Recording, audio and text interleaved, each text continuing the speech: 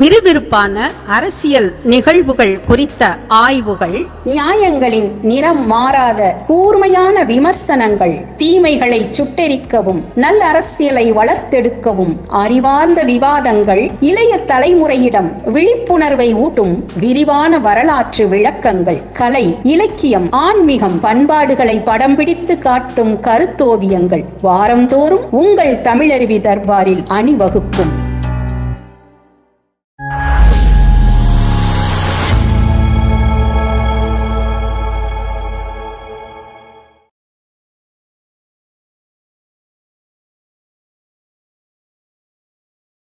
தமிழருவி தர்பார் நேயர்களுக்கு வணக்கம். இன்றைய செந்தமிழ் இலக்கியச்சாறு பகுதியில் நாம் சிந்திக்கப் போகும் பாடலை இன்று பார்க்கலாம். வாருங்கள், நிகழ்ச்சிக்குள் செல்வோம். வணக்கம் ஐயா. வணக்கம் வாசுகி, நலமா இருக்கீங்களா? ரொம்ப நலமா இருக்கேன். இன்றைக்கு நாம் சிந்திக்கப் போகக்கூடிய பாடல் எதுவென்றால், மனிதர்களின் வாழ்க்கையிலுடைய சிறப்பான பண்புகளை வெளிப்படுத்துகின்ற ஒரு அற்புதமான பாடல். இந்த பாடல் இயற்றியவர் மதுரை கணக்காயனார் மகன் நக்கீரனார். இது புறநானூற்றில் 189வது பாடலாக அமைந்திருக்கின்றது. பொதுவாக மனிதர்கள் வாழ்க்கையின் உண்மையான அடிப்படை என்ன என்று தெரியாமலேயும் புரியாமலேயும் செல்வத்தை தேடுவதிலும் தேடிய செல்வத்தை பாதுகாப்பதிலுமே வாழ்க்கையை வீணடித்துக் கொள்கிறார்கள். வாழ்வின் அடிப்படை தேவைக்கு பொருள் வேண்டும்தான். அதைத்தான் வள்ளுவரும் சொல்கிறார், பொருள் இல்லாருக்கு இவ்வுலகம் இல்லை என்று. ஆனால் அந்த பொருள்தான் வாழ்வின் பிரதானம் என்று நினைப்பது பொருத்தமற்றதாக இருக்கின்றது. வாழ்க்கையில் எப்போதுமே பெற்றுக்கொண்டே இருப்பது மட்டும் சிறப்பு அல்ல. நாம் பெற்றதை மற்றவர்களுக்கு தருவதில்தான் சிறப்பும் மகிழ்ச்சியும் உள்ளது. எப்படி ஒரு நதிக்கு 2 கரைகள் இருக்கின்றதோ அதுபோன்று தான் சேர்த்த பொருளை பிறருக்கு வழங்குவதிலும் பிறரிடமிருந்து பெறுவதுமாக 2 கரைகள் நமக்கு வாழ்க்கையில் உண்டு. Giving is more pleasure than getting என்பார்கள். அதனால் செல்வத்து பயனே ஈதல் என்ற உண்மையை உறக்கச் சொல்கின்ற ஒரு புறநானூற்று பாடலை தான் இன்று நான் சொல்லப் போகிறேன். ரொம்ப அழகான பாடல், அது எனக்கே மிகவும் பிடித்த பாடல். முதலில் நீங்கள் பாடலை சொல்லுங்க. தென்கடல் வளாகம் பொதுமை இன்றி வெண்குடை நிலற்றிய ஒருமையோர்க்கும் நடுநாள் யாமத்தும் பகலும் துஞ்சான் கடுமா பார்க்கும் கல்லா ஒருவர்க்கும் உண்பது நாழி உடுப்பவை 2 பிறவும் எல்லாம் ஓரொக்குமே அதனால் செல்வத்து பயனே ஈதல் துய்ப்போம் எனினே தப்புன பலவே. இந்த பாடலுக்கான விளக்கத்தை சொல்லுங்கள் ஐயா. வாசுகி, ஒரு மிகச்சிறந்த பாடலோடு இன்றைக்கு நீங்கள் என்னை வந்து சந்தித்திருக்கிறீர்கள். 2000 ஆண்டுகளுக்கு முன்னால் வாழ்வியல் அறம் சார்ந்த அற்புதமான சிந்தனையின் வெளிப்பாடு தான் இந்த புறநானூற்று பாடல். இது பாண்டியன் நெடுஞ்செழியனுடைய அவையிலே இருந்த நக்கீரனார், அவர்தான் மதுரை கணக்காயனார் மகன் நக்கீரனார் என்று பெயர் பதிவு செய்திருப்பார்கள். மதுரை கணக்காயனார் என்று சொல்லுகிற பொழுது அது அவருடைய இயற்பெயராக இருக்க வாய்ப்பில்லை. அவர் மிகச்சிறந்த ஆசிரியராக பரவலாக பெரும்புகழ் பெற்றவராக இருந்திருக்க வேண்டும். அதனால் அவர் கணக்காயனார் என்று அழைக்கப்பட்டிருக்கலாம். அந்த கணக்காயனாருடைய மகன்தான் நக்கீரனார். நெடுநல் வாடையை பாண்டியன் நெடுஞ்செழியனை மையமாக வைத்து அற்புதமாக எழுதிய மனிதர் அவர். திருமுருகாற்றுப்படை அவர் மூலமாகத்தான் வந்தது. அந்த நக்கீரனார் வழங்கி இருக்கக்கூடிய சிந்தனை மிக மிக அற்புதமானது. தென்கடல் வளாகம் வெண்குடை நிழற்றிய ஒருமையோர்க்கும் நடுநாள் யாமத்து பகலும் துஞ்சான் கடுமா பார்க்கும் கல்லா ஒருவர்க்கும் உண்பது நாழி உடுப்பவை 2 பிறவும் எல்லாம் ஓருக்குமே. எனவே துய்ப்போம் எனினே தப்புன பலவே. அதாவது அதுக்கு முன்வரி தான் மிக முக்கியம். செல்வத்து பயனே ஈதல் துய்ப்போம் எனினே தப்புன பலவே என்று சொல்கிறார். எவ்வளவு அழகாக வாழ்வினுடைய 2 பகுதிகளை இணைத்து நமக்கு காட்டுகிறார் என்று பார்க்க வேண்டும். தென்கடல் வளாகம், அது தென்கடல் வளாகம் என்று உச்சரிக்கக்கூடாது. தென்கடல் வளாகம் என்றால் தெற்கு திசையில் உள்ள வளாகம் இல்லை. தென்கடல், தெள்ளிய நீரை கொண்ட கடல் சூழ்ந்த இந்த உலகம் முழுவதையும் வேறொருவன் ஆள்வதற்கு வாய்ப்பு தராமல் தன் வெண்கொற்ற குடையின் கீழேயே ஆளக்கூடிய மிகப்பெரிய பேரரசனாக இருப்பவனாக இருந்தாலும் ஒரு பக்கம் அது. நடுநாள் யாமத்து பகலும் துஞ்சான் கடுமா பார்க்கும் கல்லா ஒருவன். வயிற்று பசிக்கு வழி தேடுவதற்காகவே இரவும் பகலும் விரைந்து செல்லும் விலங்குகளை வேட்டையாடுவதற்காக விழித்து கொண்டிருக்கிறானே, அப்படி வறுமையில் வாடக்கூடிய ஒருவன். இது இந்த பக்கம். உலகையே வெண்கொற்ற கொடையின் கீழ் ஆளுகிற மாபெரும் மன்னன் ஒரு பக்கம். ஒருவேளை சோற்றுக்கும் வழியில்லாமல் விலங்குகளை வேட்டையாடினால்தான் நம் வயிற்றுப்பாட்டுக்கு வழி கிடைக்கும் என்று கருதி இரவிலும் பகலிலும் விழித்தபடி பார்த்து கொண்டிருக்கிறானே, அந்த வறியவன் இன்னொரு பக்கம். இந்த ரெண்டு பேரையும் முதலில் காட்சிப்படுத்துகிறார் நக்கீரனார். பிறகு என்ன சொல்கிறார்? இப்படி அரசனாக இருந்தாலும் சரி, ஆண்டியாக இருந்தாலும் சரி, உண்பது நாழி, உடுப்பவை இரண்டே. நீங்கள் ஒன்றை பாருங்கள், மனம் இருக்கிறதே அது எப்பொழுதுமே நிறைவடையாத ஒன்று. எவ்வளவு கிடைத்தாலும் மனம் இன்னும் இன்னும் இன்னும் என்று கேட்கும். கடலை நீங்கள் எடுத்துக்கொள்ளுங்கள்.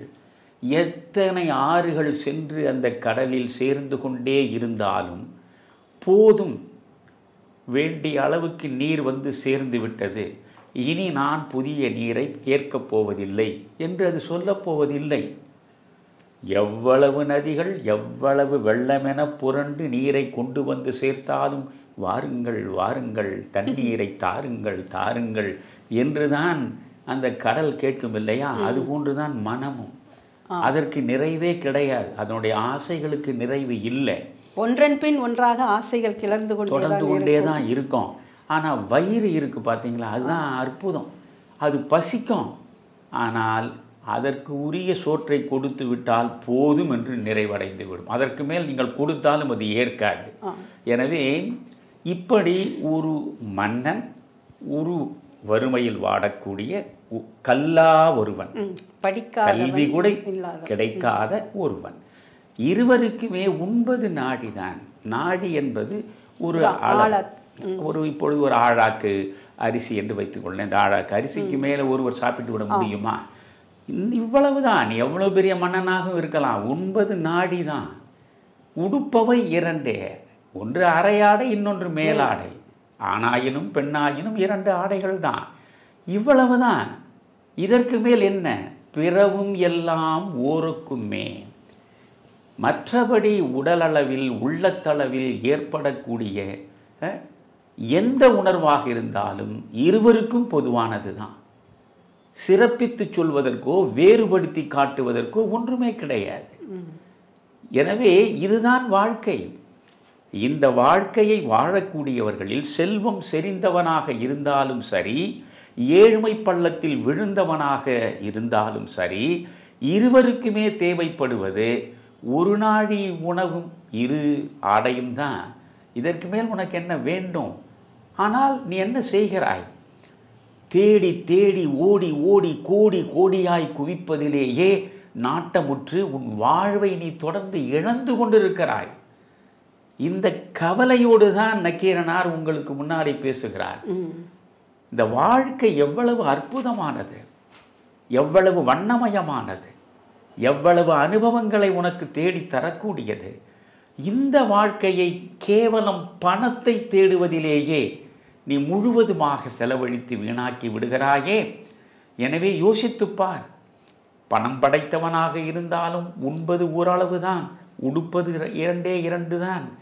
படிக்காதவன் பாமரன் ஏழையாக இருந்தாலும் அவனுக்கும் இவ்வளவுதான். ஆனால் நீ எல்லையற்ற அளவு மீறி செல்வத்தை குவித்து வைத்திருக்கிறாய். அதை நீ என்ன செய்ய வேண்டும்? செல்வத்து பயனே ஈதல். இறைவன் நேரிடையாக வறியவர்களிடம் தோன்றி அவருடைய வறுமையை போக்குவதற்காக செல்வத்தை கொண்டு வந்து சேர்க்க மாட்டான். அவனவன், அதாவது இறைவனுடைய படைப்பில் நீங்கள் பார்த்தால் எல்லாரும் ஒரே திறமை உள்ளவர்களாக, ஒரே ஆற்றல் உள்ளவர்களாக நிச்சயம் இருக்க முடியாது. பிறப்புக்கும் எல்லா உயிர்க்கும் சிறப்புவா செய்தொழில் வேற்றுமையான் என்று வள்ளுவன் சொல்கிறான். எனவே அனைவரும் ஒரே அளவு ஆற்றல் பெற்றவர்களாக இருக்க வாய்ப்பில்லை. பேராற்றல் பெற்றவர்கள் தங்களுடைய அறிவை கொண்டு பெரும் பொருள் சேர்க்கலாம். ஆற்றல் இல்லாமல், பெரிய அளவுக்கு அறிவு வளராமல் இருக்கக்கூடியவனுக்கு பொருள் தேடுகிற நிலை இல்லை பெரிதாக. அதனால் அவன் பொருளின்றி வாடுகிறான். இறைவன் உனக்கு கொடுத்திருக்கிறான். ஏன் உனக்கு கொடுத்தான் தெரியுமா? உன்னுடைய தேவைகளுக்கு வேண்டிய அளவுக்கு நீ வைத்துக்கொண்டு தேவை மீறி எஞ்சி கிடக்கக்கூடிய அனைத்தையும் பிறருக்கு பகிர்ந்து கொடுப்பதற்காகத்தான் செல்வத்தை உன்னிடம் அவன் சேர்த்திருக்கிறான். இது வேறொன்றும் இல்லை. இதைத்தான் காந்தியடிகள் தியரி ஆஃப் ட்ரஸ்டிஷிப், தர்மகர்த்தா கொள்கை என்கிறார். இல்லாதவனை பராமரிப்பதுதான் இருப்பவனுக்கான வாழ்க்கை நோக்கமாக இருக்க வேண்டும் என்பதுதான் தர்மகர்த்தா கொள்கை. இதைத்தான் விக்டர் யூகோ லே மிசரபிள் என்கிற அற்புதமான பிரெஞ்சு படைப்பு, அந்த படைப்பில் போகிற போக்கில் ஒற்றை வரியாக போட்டுவிட்டு போவான். Life is to give, not to take. வாழ்க்கை என்பதே தன்னிடம் உள்ளதை பிறருக்கு தருவதற்காக என்று நீ சிந்திக்க வேண்டுமே தவிர பிறரிடம் இருந்து எல்லாவற்றையும் பெறுவதற்கானதுதான் வாழ்க்கை என்று வழிதவறி சிந்திக்காதே என்று விக்டர் யூகோ சொல்வது ஒரு பக்கம். நீங்கள் நன்றாக யோசித்து பார்க்க வேண்டும். பெரும் பொருளை நாம் ஈட்டி வைத்திருப்பதனால் நமக்கு ஒரு பயனும் இல்லை. அதனால் நம்முடைய பயன் அடையக்கூடிய அளவுக்கு பொருளை வைத்துக்கொண்டு எஞ்சிய அனைத்தையும் பிறருக்கு கொடுத்து மகிழ வேண்டும் என்பதுதான் முக்கியம். நீங்கள் ஜென்னிலே கூட பார்த்தால் அதில் ஒருவர் ஹோட்டீஸ் என்ற ஒரு ஜென், அவர் பெயர் ஹோட்டீஸ். அந்த ஹோட்டீஸ் என்கிற ஜென் ஒரு பெரிய அங்கியை அணிந்து கொண்டிருப்பார். அந்த அங்கியில் பல பக்கம் இந்த பாக்கெட் இருக்கும். அந்த எல்லா பாக்கெட்டுகளிலும் இனிப்புகளை போட்டு நிரப்பி வைத்திருப்பார். அவர் வீதியில் செல்லுவார். செல்லுகிற பொழுது வழியில் வரக்கூடிய சின்னஞ்சிறு பிள்ளைகளை பார்த்தால் அவர்களை ஆற தழுவி அரவணைத்து அவர்களுக்கு தன்னுடைய சட்டை பையிலே இருந்து ஒரு இனிப்பை எடுத்து கொடுப்பார். அவருக்கு பேரே ஒரு காசு கொடு ஜென். குழந்தைகளை பார்க்கிற பொழுது அவர்களுக்கு தன் சட்டை பையிலிருந்து ஒரு பொருளை எடுத்து கொடுக்கிறார், இனிப்பு பொருளை. அதே சாலையில் செல்லுகிற பொழுது ஒரு 20 வயதுக்கு மேற்பட்ட இளைஞன் தன்னுடைய சொந்த காலில் நின்று சுயமாக சம்பாதிக்கக்கூடிய ஆற்றல் பெற்றவனாக உள்ளவன், அவனை இவர் பார்த்துவிட்டால் அவனை வழிமறித்து கையை நீட்டி ஒரு காசு கொடு என்பார். அதற்கு மேல் கேட்க மாட்டார். ஒரு காசு கொடு என்று கேட்பார். ஒரு காசை பெற்று எந்த ஒன்றையும் செய்துவிட முடியாது. அவருடைய நோக்கம் என்ன? கொடுக்கும் மனம் உனக்கு இருக்கிறதா என்று சோதித்து பார்ப்பதற்காகத்தான் ஒரு காசு கொடு என்று கேட்கிறார். ஆக குழந்தையை பார்க்கும்போது தன்னிடம் உள்ளதை கொடுக்கிறார். காரணம், அது ஈட்டுகிற இடத்தில் இல்லை. தன்னுடைய திறமையின் மூலமாக தானாகவே முயன்று பொருள் ஈட்டக்கூடிய நிலைக்கு இன்னும் வரவில்லை. எனவே அவர்களை காக்க வேண்டியது சமூகத்தின் கடமை. அதனால் அவர்களுக்கு நாம் தர வேண்டும். ஆனால் உழைத்து பெரும்பொருள் சேமித்து வைத்திருக்கிறான் என்றால் அவன் கொடுக்க வேண்டும் என்பதை குறிப்பால் உணர்த்துவதற்குத்தான் ஒரு காசு கொடு என்று அவர் கேட்கிறார். அந்த ஜென்னுடைய பெயரே மறைந்து ஒரு காசு கொடு ஜென் என்றே பிறகு மக்களிடையே பரவலாயிற்று. நீங்கள் இதை ஜென்னிடமிருந்து நாம் பெற்றுத்தான் புரிந்து கொள்ள வேண்டும் என்பது இல்லை. நீங்கள் அருணகிரிநாதரை படிக்க வேண்டும். நீங்கள் அருணகிரிநாதருடைய திருப்புகழையோ கந்தர் அலங்காரத்தையோ கந்தர் அனுபூதியையோ படிக்கிற பொழுது இதெல்லாம் பஜனை பாடல்கள், இந்த பாடல்களை எல்லாம் படித்து நமக்கு என்ன பயன் என்று இன்றைய சமூகம் நினைக்கிறது. நான் இதில் வியக்கத்தக்க செய்தியை இந்த அருணகிரிநாதரிடம் நான் படித்து சிலிர்த்து போனேன். அருணகிரிநாதர் சொல்கிறார், வெய்யிற்கு ஒதுங்க உதவா உடம்பின் வெறு நிழல் உன் நிழல். ஒரு மரம் இருக்கிறது, அந்த மரம் கிளை பரப்பி நிழல் தருகிறது.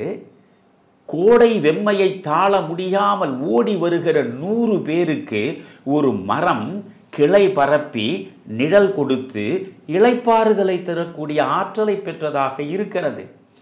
ஆனால் மனிதா, இயற்கையின் படைப்புகளிலேயே மிக உயர்ந்த உன்னதமான படைப்பு என்று நீயே பெருமை பேசுகிறாயே, நீ யார்? வெய்யிற்கு ஒதுங்க உதவா உடம்பின் வெறு நிழல். உன் உடம்பிலிருந்து விழக்கூடிய நிழலில் நீயே நின்று இளைப்பாற முடியாது. ஒரு மரம் 100 பேர் இளைப்பாறுவதற்கு கிளை பரப்பி நிழல் தருகிறது. ஆனால் முன்னிழலில் இருந்து ஒருவன் நிற்பதல்ல, நீயே நிற்க முடியாது. இதுதான் வாழ்க்கை. சரி, இந்த அற்ப வாழ்க்கையை உன்னதமாக மாற்றிக்கொள்ள வேண்டும் என்றால் நீ என்ன செய்ய வேண்டும்? வெய்யிற்கு ஒதுங்க உதவா உடம்பின் வெறு நிழல் நொய்யிற் பிளவளவேனும் பகிர்மின்கள். வாசியை அருமையான 1000 முறை நான் படித்து படித்து நான் சிலிர்த்து போயிருக்கிறேன். அதாவது, நீங்கள் இஸ்லாம் மார்க்கத்தை எடுத்துக்கொள்ளுங்கள். இஸ்லாம் மார்க்கம் என்ன சொல்கிறது?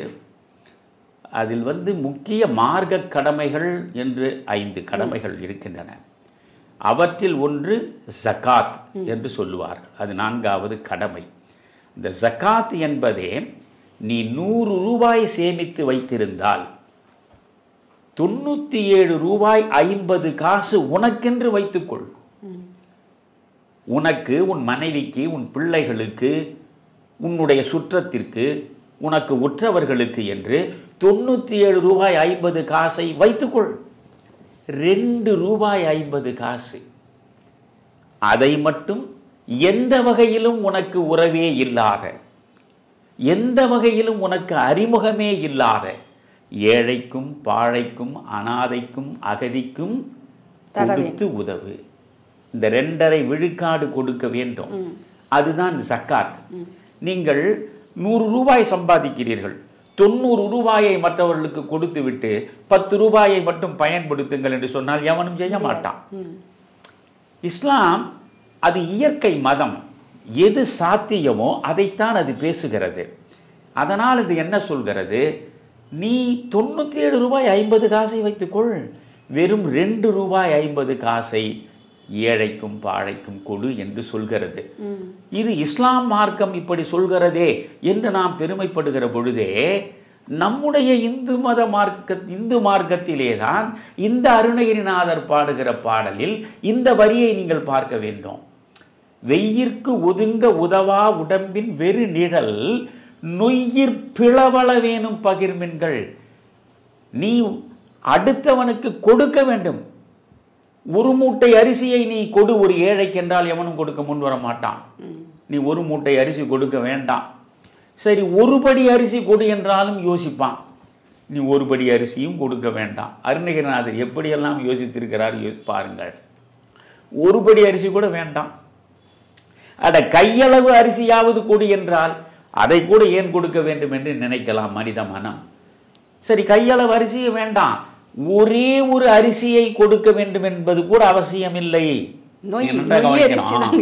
அரிசியை சலித்து முடித்த பிறகு அடியில் தங்கி விடுகிறது நொய். அந்த நொய்யில் பிளவளவேனும் பகிர்மின்கள். அந்த ஒரு நொய்யில் ஒரு பாதியையாவது அடுத்தவனுக்கு கொடுக்க பழகுடா மகனே. அதில் அழகு பார்க்கணும். பிளவளவேனும் வழங்குங்கள் சொல்லல அருணகிரிநாதர், பிளவளவேனும் பகிர்மின்கள். இப்பொழுது நான் வழங்குகிறேன், நான் கொடுக்கிறேன் என்கிற பொழுதே நான் என்ற ஆணவம், அகங்காரம் என்னுள் படர்ந்து கிடப்பதை அதன் மூலம் நான் வெளிப்படுத்துகிறேன் இல்லையா? கொடுப்பது மேலே வாங்குவது கீழே என்பது போல உயர்வு தாழ்வு அங்கே உருவாகி விடுகிறது. ஆனால் பகிர்ந்து கொள்வது என்றால் இருப்பதை பகிர்ந்து கொள்கிறோம். நீ ஒரு பக்கம் எடுத்துக்கொள்கிறாய், நான் ஒரு பக்கம் எடுத்துக்கொள்கிறேன், இருப்பதை நாம் பகிர்ந்து கொள்கிறோம் என்ற நிலையில் நீயும் உயர்ந்தவன் இல்லை, நானும் தாழ்ந்தவன் இல்லை என்று பேசுகிற அழகை நீங்கள் அந்த வரியில் பார்க்க வேண்டும் இல்லையா? அதனால கொடுப்பது என்பதுதான் வாழ்வில் சிறப்பு. நீங்கள் திருவள்ளுவரையே நீங்கள் பாருங்க, திருக்குறளில் திருவள்ளுவர் ரொம்ப அற்புதமாக அந்த ஈகை என்ற அதிகாரத்தை இன்றைய உள்ள பிள்ளைகள்லாம் படிக்க வேண்டும். அதில் அவர் என்ன சொல்கிறார், நம்மில் பல பேர் ஏழைக்கும் பாழைக்கும் பசியுற்று கிடப்பவனுக்கும் நோயுற்று கிடப்பவனுக்கும் உன்னால் முடிந்தபடி எதையாவது செய், அதன் மூலம் உனக்கு புண்ணியம் கிடைக்கும், செத்த பிறகு நீ சொர்க்கம் போகலாம் என்று நினைத்து அப்படி கொடுக்கக்கூடியவர்கள் இருக்கிறார். அதற்கு காரணம் என்னவென்றால் இவன் கொடுக்க மாட்டான், இவனை எப்படியாவது கொடுக்க வைக்க வேண்டும். அதனால் இந்த சமயம் எப்படி அதை கொண்டு வந்து சேர்க்கிறது, இவற்றையெல்லாம் நீ அடுத்தவனுக்கு கொடுத்தால் நீ இறந்த பிறகு சொர்க்கத்திற்கு போவாய், உனக்கு புண்ணியம் கிடைக்கும், அந்த புண்ணியத்தின் பயனாக சொர்க்கம் உனக்கு வந்து சேரும் என்பது போல சமயம் சித்தரிக்கிறது இல்லையா? ஆனால் வள்ளுவர் எப்படி பேசுகிறார் பாருங்கள். இதுவும் 2000 ஆண்டுகளுக்கு முன்புதான். நல்லாறு எனினும் கொளல் தீது, மேலுலகம் இல்லெனினும் ஈதலே நன்று. என்ன அழகு பாருங்க. நல்லாறு எனினும் கொளல் தீது, நீ நல்ல வழியில் தான் ஒருவனிடம் ஒன்றை பெறுகிறாய் என்றாலும் ஒருவனிடம் நீ கை நீட்டி யாசகமாக பெறுவது பெருமைக்குரியது அல்ல, அது தீமைதான். நல்லாறு எனினும் கொளல் தீது, மேலுலகம் இல்லெனினும் ஈதலே நன்று. சொர்க்கம் என்ற ஒன்று இருக்கிறது என்று நம்பி நீ யாருக்கும் எதையும் கொடுக்காத, மேலுலகமே இல்லை என்ற தெளிவான முடிவு உனக்கு இருக்கிறது, அப்படிப்பட்ட நிலையிலும் நீ ஈதலே நன்று. அடுத்தவனுக்கு கொடுப்பது தானடா வாழ்க்கை. எனவே இதில் பாவ புண்ணியம் பார்த்து சொர்க்க நரகம் பற்றி சிந்தித்து நீ கொடுப்பது என்ற நிலைக்கு வராதே என்று எவ்வளவு அழகாக வள்ளுவர் சொல்கிறார். இந்த அவர் அந்த ஒவ்வொரு குறளையும் நீங்கள் படித்து பார்க்கணும். அதில் நீங்கள் ஈகைன்னு அந்த அதிகாரம், இந்த ஈகையை படிக்கணும், நல்குறவை படிக்கணும், இரவச்சம் படிக்கணும். இந்த அதிகாரத்தை எல்லாம் படிச்சிங்கன்னா 2000 ஆண்டுகளுக்கு முன்னாலும் வறுமை இருந்திருக்கிறது. அந்த வறுமையில் வாடிய மக்களை வள்ளுவர் பார்த்திருக்கிறார், பார்த்து மனம் நொந்திருக்கிறார். அந்த வலியைத்தான் அவர் இந்த அதிகாரங்களில் இறக்கி வைத்திருக்கிறார். நீங்கள் யோசிக்கணும், ஈத்து உவக்கும் இன்பம் அறியார் கொல். என்ன அழகு பாருங்க, ஈத்து உவக்கும் இன்பம், நீ கொடுக்கிற பொழுதே கிடைக்கிற இன்பம், அதுதான் கொடுப்பதில் உள்ள சுகம். ஒருவனுக்கு நான் கொடுக்கிறேன் என்ற நிலையில் ஒரு இன்பம் கிடைக்கிறதே. ஈத்து உவக்கும் இன்பம் அறியார் கொல், தமதுடைமை வைத்து இழக்கும் வன்கணவர். தான் சேர்த்து வைத்திருக்கிற பொருள், ஆனால் அந்த பொருளில் ஒன்றையும் ஒருவனுக்கும் கொடுக்காமலே தனக்காக வைத்திருந்து ஒரு நாள் மொத்தமாக இழந்து விடுவான். புரியுதா? அதனாலதான் தாம் உடைமை வைத்திழக்கும் வன்கணவர்னு சொல்றார். நீ உடைமையாக நினைத்து சேர்த்து வைக்கிறாய், ஆனால் ஒரு நாள் நீயே செத்து போகிறாய் இல்லையா? அப்படி இவ்வளவு பொருளை நீ சேர்த்து வைத்தும் ஒரு நாள் எவனுக்கும் தராமல் செத்து போனால் ஈத்து உவக்கும் இன்பம் எது என்று அறியாமலே சாகிறாயே. அதைத்தான் ஈத்து உவக்கும் இன்பம் அறியார்கொல். இதை இவர்கள் அறிய மாட்டார்களா? கொடுப்பதில் எவ்வளவு இன்பம் இருக்கிறது, சுகம் இருக்கிறது என்று இவர்கள் மட்டும் அறிந்து கொண்டால் இப்படி சேமித்து வைப்பார்களா? அடுத்தவர்களுக்கெல்லாம் அள்ளி அள்ளி கொடுப்பார்கள் இல்லையா என்று வள்ளுவர் பேசுகிறார். இதைவிட அழகே, ஒரு மனிதன் தன்னுடைய வாழ்வில் மிக அதிகமாக அஞ்சுவது எதற்கு? மரணத்திற்குத்தான் இல்லையா? மரணம் ஒன்று நம்மிடம் சேர்ந்து விடக்கூடாதே என்றுதான் நாம் அஞ்சி அஞ்சி சாகிறோம். அப்போ சாதலின் இன்னாதது இல்லை என்று வள்ளுவர் தொடங்குகிறார். சாதலின் இன்னாதது இல்லை. சாவை விட கொடுமையானது, துன்பமயமானது மனித வாழ்வில் வேறு எதுவுமே இல்லை. தெளிவாக சொல்கிறார். இனிததும் அதுவே இனிது. எப்பொழுது? ஈதல் இயையா கடை. ஒருவன் உன்னிடம் வந்து ஐயா பசி என்று கை நீட்டுகிற பொழுது அவனுக்கு கொடுப்பதற்கு எதுவும் இல்லை என்ற நிலையில் நீ நின்றால், எதையும் அடுத்தவனுக்கு வழங்கக்கூடிய வாய்ப்பு எனக்கு இல்லை என்ற நிலையில் நான் வாழ்வதை விட சாவது மேலானது. புரிகிறதா உங்களுக்கு? அதுதான் முக்கியம். சாதலின் இன்னாதது இல்லை, இனிது அதுவும். அந்த சாவே ஒரு கட்டத்தில் உனக்கு இன்பமயமானது. எப்பொழுது? இல்லை என்று சொல்லாமல், அதற்குரிய வாய்ப்பை அடையாமல் அதற்கு முன்பே செத்து போகிறோமே, அதை விட சுகமானது எதுவும் இல்லை என்று பேசுகிற அந்த வள்ளுவத்தை எல்லாம் நாம் படித்து பார்க்க வேண்டும். அதனால் எப்பொழுதுமே இதைத்தான் இந்த நக்கீரனார் புறநானூரில் அவர் பேசுகிறார். அவர் அழகாக சொல்வது என்ன? செல்வத்து பயனே ஈதல், துய்ப்போம் எனினே தப்புன பலவே. எல்லாவற்றையும் எவனுக்கும் கொடுக்காமல் நான் மட்டுமே அனைத்தையும் அனுபவிப்பேன் என்று நீ நினைத்தால் தப்புன பல எது? அறம், பொருள், இன்பம், வீடு ஆகிய அனைத்தும் உன்னிடமிருந்து தப்பிவிடும். உனக்கான வாழ்வே, ஒரு வாழ்வினுடைய அர்த்தம் என்பது எது? வாழ்வினுடைய நோக்கம் என்பது எது? வாழ்வை உன்னதப்படுத்துவது எது? அறம், பொருள், இன்பம், வீடு என்று 4 நற்பேறுகளை பேசுகிறது அல்லவா? இந்த 4 நற்பேறுகளுமே உனக்கு வாய்க்காமல் போய்விடும். எப்பொழுது? யாருக்கும் எதுவும் கொடுக்காமல் இருக்கிற நிலையில். நீங்கள் ரொம்ப நீளமாக பேச வேண்டிய அவசியம் இல்லை. கர்த்தர் சொல்கிறார், தாகமாக நான் இருக்கிறேன் என்று உன்னிடம் வரக்கூடிய ஒருவனுடைய தாகத்தை நீ தீர்த்தால் என் தாகத்தை தீர்த்தவனாகிறாய். என்னுடைய தாகம் இறைவனுடைய தாகத்தை நீ தீர்க்கிறாய். காரணம், இறைவனால் படைக்கப்பட்டவர்கள் மனிதர்கள். மனிதனுடைய தாகத்தை தீர்த்தால் இறைவனுடைய தாகத்தை தீர்த்ததாக பொருள். நீங்கள் நபிகள் பெருமானாரிடம் ஒருவர் வருகிறார். ரொம்ப அழகு. இதையெல்லாம் நம்ம யோசிக்கணும். ஒருவர் சொல்கிறார், என்னுடைய மனம் பாறையாக கனத்து கிடப்பதை நான் உணர்கிறேன். அவ்வளவு கனத்து கிடக்கிறது, பாறையாகிவிட்டது. நீங்கள் மீண்டும் அருணகிரிநாதரே சொல்கிறேன், நெஞ்ச கனகல்லும் நெகிழ்ந்துருக என்று அருணகிரிநாதர் சொல்லவில்லையா? நெஞ்சமே கனகல், பாறையாக கனத்திருக்கிறது.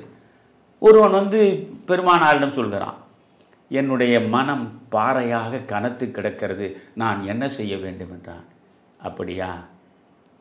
அடுத்தவனுக்கெல்லாம் தானம் செய்து கொண்டே இரு, பாறையாக கிடக்கிற உன் மனம் தானாகவே இளகிவிடும் என்கிறார். தானாகவே இளகிவிடும். நீங்கள் மகாபாரதத்தில் பார்த்தால் அதில் ஒரு வனபருவம் என்பதை நான் எப்பொழுதும் சொல்லுவேன். சாந்தி பருவத்தை படியுங்கள், வனபருவத்தை படியுங்கள், அதில் நமக்கான வாழ்வியல் சார்ந்த செய்திகள் இருக்கின்றன என்று. அங்கே நகுஷனுக்கும் தருமனுக்கும் இடையே ஒரு உரையாடல் நடக்கும் ஒரு கட்டத்தில். இன்னொரு கட்டத்தில் நீங்கள் பார்த்தா ஒரு கந்தர்வனுக்கும் தருமனுக்கும் உரையாடல் நடக்கும். இதெல்லாம் கேள்வி பதில் வடிவத்திலே இருக்கும். இந்த நகுஷனிடம் தருமன் பேசுகிறான். அந்த உரையாடல் முக்கியமானது. வாழ்வில் இறுதி தருணத்தில் எது எனக்கு துணையாக இருக்கும்? ஒரு கேள்வி. வாழும் காலத்தில் எது எனக்கு நிலைத்த புகழை தரும்? இன்னொரு கேள்வி. இந்த 2 கேள்வியை கேட்குறான். அதுக்கு அவன் சொல்றான் ரொம்ப சுருக்கமாக, வாழ்ந்து முடிந்து போகிற போது உனக்கு துணையாக வருவது நீ செய்த தர்மம். வாழும் காலத்தில் நிலைத்த புகழை உனக்கு தேடித் தருவது நீ செய்யக்கூடிய தானம். புரியுதுங்களா? என்ன அழகா மகாபாரதத்தை சொல்லப்பட்டிருப்பார். தானமும் தர்மமும் தான் நீ போகும்போதும் உனக்கு துணையாக இருக்கும், நீ வாழும் போதும் உன்னுடைய புகழை உயர்த்தும் என்று சொல்கிறான். அதே போன்று நீங்கள் பார்த்தீங்கன்னா அவன் 4 செய்திகளை சொல்கிறான். மிக முக்கியமாக நம்முடைய சிந்தனைக்கு வர வேண்டியது தானம், சத்தியம், அகிம்சை, இனிய சொற்கள். இந்த 4 தான் ஒவ்வொரு மனிதனையும் உயர்த்தக்கூடிய அற்புதமான விஷயங்கள்னு சொல்றான். அதில் முதலில் சொல்வதே தானம் தான். நீ தானம் செய், உனக்கு உயர்வு வரும். வாழ்க்கை முழுவதும் சத்தியத்தை கடைபிடி. சத்தியம் வத, தர்மம் சர. வாயை திறந்தால் உண்மை பேசு. வாழ்க்கை என்றால் அறத்தின்படி வாழ். அதனால் முதலில் தானம், அடுத்தது சத்தியம், அடுத்தது அகிம்சை. எந்த உயிருக்கும் எந்த வகையிலும் துன்பம் தராத வாழ்வை வாழ வேண்டும் இல்லையா? அதுதான் வள்ளலார் சொல்லுகிற ஜீவகாருண்யம், உயிர் கருணை. தானம், சத்தியம், அகிம்சை, இன்சொல்.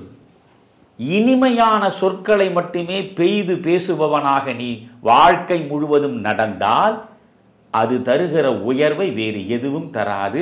ஒரு மனிதன் தன்னளவில் தான் உயர்வதற்கு இந்த 4 மிக முக்கியமானவை என்று பேசுகிறார். அதனால இதில் முதலில் சொல்வது 4 கூட தானம் தான். இப்பொழுது இந்த செய்தி மகாபாரதத்தில் இருக்கிறதே, அதை சிந்தையில் நிறுத்துங்கள். பெருமானார் தன்னிடம் நின்றவனுடைய பாறையாக கனத்து கிடக்கிற மனம் இளகுவதற்கு அவர் எந்த வழியை காட்டுகிறார், அதை கொஞ்சம் யோசியுங்கள்.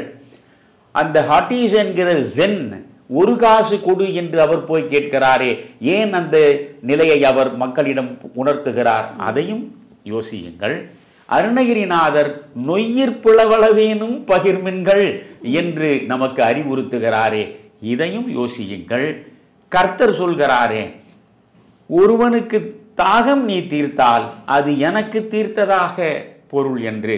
இவற்றையெல்லாம் நாம் கூட்டி பார்க்கிற போதுதான் 2000 ஆண்டுகளுக்கு முன்னால் புறநானூற்று புலவன் நக்கீரனார் வழங்கி இருக்கின்ற அந்த பாடலின் பொருள் புரியும். அந்த பாடலின் கடைசி 2 வரி இல்லை என்றால் அது பாடலே இல்லை இல்லையா? செல்வத்து பயனே ஈதல், துய்ப்போம் எனினே தப்புன பலவே. இவ்வளவுதான் வாசிக்கும். பிறருக்கு கொடுப்பதில் உள்ள இன்பத்தை பல பரிணாமங்களோடு நீங்கள் எடுத்துரைத்தது கேட்பதற்கும் வெகு இனிமையாக இருந்தது. என்னை பொறுத்தவரை எல்லாரும் எல்லாமும் பெற வேண்டும், இங்கு இல்லாமை இல்லாத நிலை வேண்டும் என்று கவிஞர் கண்ணதாசன் ஒரு கனவு சமுதாயத்தை படைக்க வேண்டும் என்று ஆசைப்பட்டார். அப்படிப்பட்ட ஒரு கனவு சமுதாயம் அமைய வேண்டும் என்றால் மக்களிடையே ஈகை குணம் பெருக வேண்டும். உண்மை. இதைத்தான் கவிஞர் வாலியும் ஒரு பாடலில், கொடுத்ததெல்லாம் கொடுத்தான், அவன் யாருக்காக கொடுத்தான், ஒருத்தனுக்காக கொடுத்தான், இல்லை ஊருக்காக கொடுத்தான். இல்லை என்போர் இருக்கையிலே இருப்பவர்கள் இல்லை என்பார். மடி நிறைய பொருள் இருக்கும், மனம் நிறைய இருள் இருக்கும். உனக்காக ஒன்று, எனக்காக ஒன்று, ஒருபோதும் தெய்வம் கொடுத்ததில்லை என்று வாழ்வின் பண்பை பற்றி வெகு அழகாக இந்த பாடல் வரிகளில் இறக்கி வைத்திருப்பார். இப்போது பாருங்களேன், இயற்கையின் கூற்றுகள் அனைத்தையுமே நாம் சற்று உற்று நோக்கினால் அவை எல்லாமே மனிதர்களுக்கு அர்ப்பணிப்பதற்காகவே தான் இருக்கின்றன. இப்போ சூரியன் என்று எடுத்துக்கொண்டால் எந்த பிரதிபலனையும் எதிர்பார்க்காமல் உலகம் முழுவதற்கும் ஒளியை பாய்ச்சுகிறது. மேகம் கருத்து அதனால் பொழிகின்ற மழை நீர் மண்ணை செழிப்படைய செய்கிறது. மண் நன்றாக செழிப்படைந்து விட்டதே என்று மேகம் மண்ணிடம் இருந்து எந்த நன்றி கடனையும் எதிர்பார்ப்பதில்லை. மனிதர்களின் தாகத்தை தீர்ப்பதற்காகத்தான் நதியானது பாய்கிறதே அன்றி தன்னுடைய தாகம் தீர வேண்டும் என்று நதி நீரை சுமப்பதில்லை. இப்படி இயற்கை படைத்த எல்லாமே எந்த ஒரு எதிர்பார்ப்பும் இல்லாமல் மற்றவர்களின் நலனுக்காகவே செயல்படுகின்றன. ஆனால் மனிதன் மட்டும் எதையுமே மற்றவர்களுக்கு தருவதற்கும் முன் வருவதில்லை. எல்லாமே தனக்கே வேண்டும் என்ற ஒரு சுயநலத்தில் சுருங்கி விடுகிறான். இந்த சமுதாயத்தை எடுத்துக்கொண்டால் இந்த சமுதாயம் முழுவதுமே நிறைய வறுமையும் ஏழ்மையும் பரவி கிடக்கின்றது. வர்க்க வேற்றுமைகள், ஏழை பணக்காரன் என்ற பேதங்கள் அதிகமாக இருக்கின்றது. இந்த நிலை மாற வேண்டும் என்றால், சமூகத்தில் நாம் மாற்றங்கள் கொண்டு வர வேண்டும் என்றால் கொஞ்சமாவது மனிதர்களுக்கு அந்த ஈகை குணம் இருக்க வேண்டும். இதைத்தான் வள்ளுவரும் மிக அழகாக வலியுறுத்துகிறார். ஈதல், இசைப்பட வாழ்தல் அதுவல்லது ஊதியம் இல்லை உயிர்க்கு என்கிறார். பிறருக்கு கொடுத்து உதவுவதன் மூலம் கிடைக்கின்ற புகழை காட்டிலும் இந்த உயிருக்கு சிறந்த புகழ் ஒன்றுமில்லை என்பதுதான் வள்ளுவரின் கூற்றாக இருக்கின்றது. இந்த சமுதாயத்தில் இருக்கின்ற வேற்றுமைகள் நீங்கி ஒரு திவ்யமான சமூகத்தை நாம் படைக்க வேண்டும் என்றால் ஒருவன் தான் உழைத்து சம்பாதித்த பொருளை தனக்காக ஓரளவிற்கு வைத்துக்கொண்டு மற்றவர்களுக்கும் கொடுத்து உதவ வேண்டும். அப்படி ஈகை குணம் படைத்தவர்களுக்கு நீங்கள் சொன்னது போல் அறம், பொருள், இன்பம், வீடு இவையெல்லாம் வந்து சேரும் என்று சொன்னீர்கள். அதைத்தான் நான் இந்த தமிழ் சமுதாயத்திற்கு மறுபடியும் சொல்ல விரும்புகின்றேன். 2000 ஆண்டுகளுக்கு முன்பே புறநானூற்றில் சமூகம் சார்ந்த பல கருத்துக்களை ஒரு புதையலாக புதைத்து வைத்திருக்கிறது. எந்தெந்த புதையலையோ தேடி செல்கின்ற மனிதர்கள் இந்த புதையலின் பக்கம் திரும்பி கூட பார்ப்பதில்லை. இந்த நிகழ்ச்சியின் மூலமாகவது மக்கள் வாழ்வியல் சேர்ந்த கருத்துக்களை அவர்கள் கொண்டு போய் சேர்க்க வேண்டும் என்ற ஒரு நல்லெண்ணத்துடன் தான் நாம் செந்தமிழ் இலக்கிய சாறு என்கின்ற இந்த நிகழ்வை நாம் நடத்தி கொண்டிருக்கிறோம். அடுத்த வாரம் வேறு ஒரு பாடலுடன் உங்களை சந்திக்கிறேன் ஐயா. வணக்கம். ரொம்ப மகிழ்ச்சி வாசகி, பெரிய பேச்சாளராக மாறிட்டீங்க. அது பாட்டுக்கு சிந்தனை ஊற்று தானாகவே திறந்து கண்ணதாசனில் தொடங்கி வாலியிடம் சென்று உங்கள் அளவிற்கு இலக்கியத்தில் புலமை பெற்று பேச முடியாது. ரொம்ப அழகாக சொன்னீங்க.